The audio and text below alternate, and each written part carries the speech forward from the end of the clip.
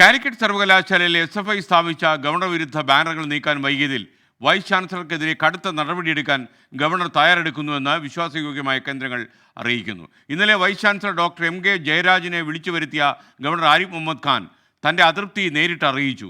2022 ഹൈക്കോടതി വിധി ചൂണ്ടിക്കാട്ടിയാണ് ഗവർണർ ഈ നടപടിയിലേക്ക് കടക്കുന്നത്.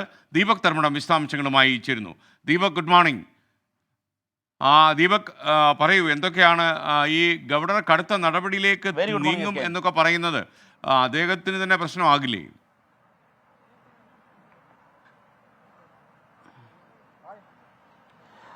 SKN അങ്ങനെ വ്യാഖ്യാനിക്കേണ്ടി വരും. ഏതായാലും സർക്കാർ ഗവർണർ പോര് അതിന്റെ പുതിയ തലത്തിലേക്ക് കടക്കുന്നു എന്ന് വേണം നമുക്ക് പറയാൻ.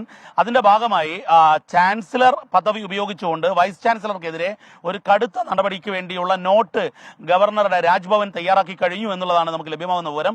അതിൽ രണ്ട് കാര്യങ്ങൾ പ്രധാനമായി പറയുന്നു. ഒന്ന്, ചാൻസലർ പദവിയിൽ നിന്നുകൊണ്ട് നൽകിയ ഇൻസ്ട്രക്ഷൻ, അതുപോലെ തന്നെ കോളപ്പോൺ, ഇത്തരം കാര്യങ്ങളിൽ വീഴ്ച വരുത്തിയിരിക്കുന്നു. 12 മണിയോടുകൂടി ഗവർണർ രാജ്ഭവൻ VCയോട് ചാൻസലറെ കാണണമെന്ന് നിർദ്ദേശം നൽകി. എന്നാൽ അദ്ദേഹം 7 മണിക്ക് മാത്രമാണ് കാണാൻ തയ്യാറായത്. ഇത് ഇൻസബോർഡിനേഷൻ ആണ് എന്നുള്ളതാണ് ഗവർണറുടെ വിലയിരുത്തൽ. രാജ്ഭവൻ ഇത് പ്രത്യേക കുറിപ്പായി തയ്യാറാക്കി കഴിഞ്ഞു. രണ്ടാമത്തെ കാര്യം, 2002 സർവകലാശാലയിലെ സമരവുമായി ബന്ധപ്പെട്ട് ഹൈക്കോടതിയുടെ ഒരു സിംഗിൾ ബെഞ്ച് ഉത്തരവുണ്ടായിരുന്നു. അതിനെതിരെ ഡിവിഷൻ ബെഞ്ചിൽ ഹർജി പോകുന്നു. ഡിവിഷൻ ബെഞ്ച് ആ ഉത്തരവ് ശരിവെച്ചു. പ്രതിഷേധവുമായി ബന്ധപ്പെട്ട് 200 മീറ്ററിന്റെ പരിധി നിശ്ചയിച്ചുകൊണ്ടുള്ള ഒരു ഉത്തരവാണ്. ഈ ഉത്തരവ് ഉയർത്തിപ്പിടിച്ചുകൊണ്ട് ഇത്തരം പ്രതിഷേധങ്ങൾ കണ്ടംപ്റ്റ് ആവും എന്നുള്ള നിലപാട് കൂടി ഗവർണർ എടുക്കാൻ പോകുന്നു എന്നുള്ള വിവരമാണ് നമുക്ക് ലഭിക്കുന്നത്.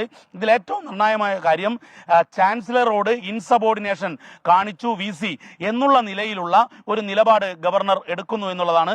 അതായത് സർക്കാർ നിശ്ചയിച്ച് നൽകിയ ഒരു VCക്കെതിരെ ഗവർണർ ഒരു കടുത്ത നടപടിയിലേക്ക്, നമുക്ക് ലഭ്യമാകുന്ന സൂചന അനുസരിച്ച് മിക്കവാറും ഇന്ന് VC അധ്യക്ഷത വഹിക്കുന്ന സെമിനാറാണ് ചാൻസലർ ഗവർണർ ഉദ്ഘാടനം ചെയ്യുന്നത്. സംഘപരിവാറുമായി ബന്ധപ്പെട്ട് നിൽക്കുന്ന ഒരു പരിപാടി കൂടിയാണ് അത്.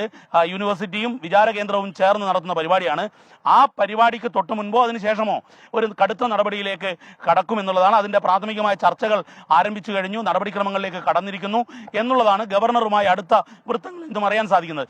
സർക്കാർ ആണെങ്കിൽ ഈ കാര്യത്തിൽ കൃത്യമായി ഗവർണറെ തുറന്നു കാണിക്കുക എന്ന നിലപാടിലാണ് സർക്കാർ രംഗത്തുള്ളത്. അതുകൊണ്ട് തന്നെയാണ് ഇന്ന് കാലത്ത് നവകേരള സദസ്സിന്റെ പ്രഭാത നടത്തത്തിൽ മന്ത്രിമാരെല്ലാം തന്നെ ഗവർണർക്കെതിരെ ഏകരൂപമായ രീതിയിൽ കൃത്യമായ വിമർശനങ്ങൾ, രൂക്ഷമായ വിമർശനങ്ങൾ പുറത്തു വിടുകയും ചെയ്തത്. കാരണം ഇന്നലെ മുഖ്യമന്ത്രി തന്നെ പറഞ്ഞു കഴിഞ്ഞു, ഗവർണർ പദവിയെ പൂർണ്ണമായും അത് അപമാനകരമായ രീതിയിലാണ് ആരിഫ് മുഹമ്മദ് ഖാൻ പ്രവർത്തിക്കുന്നതെന്ന്.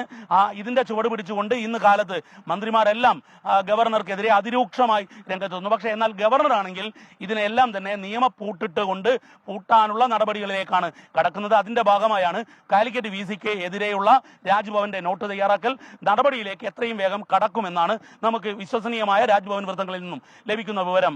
SKN. Okay, thank you Deepak Dharmadam. Sardar Vallabhbhai Patel എന്ന ID, ഇതാരോ ഒളിഞ്ഞിരിക്കുന്ന ഒരു ID ആണ്, നിങ്ങൾ മനസ്സിലാക്കുക. 24 അഞ്ചിന്റെ വജ്രത്തിളക്കം.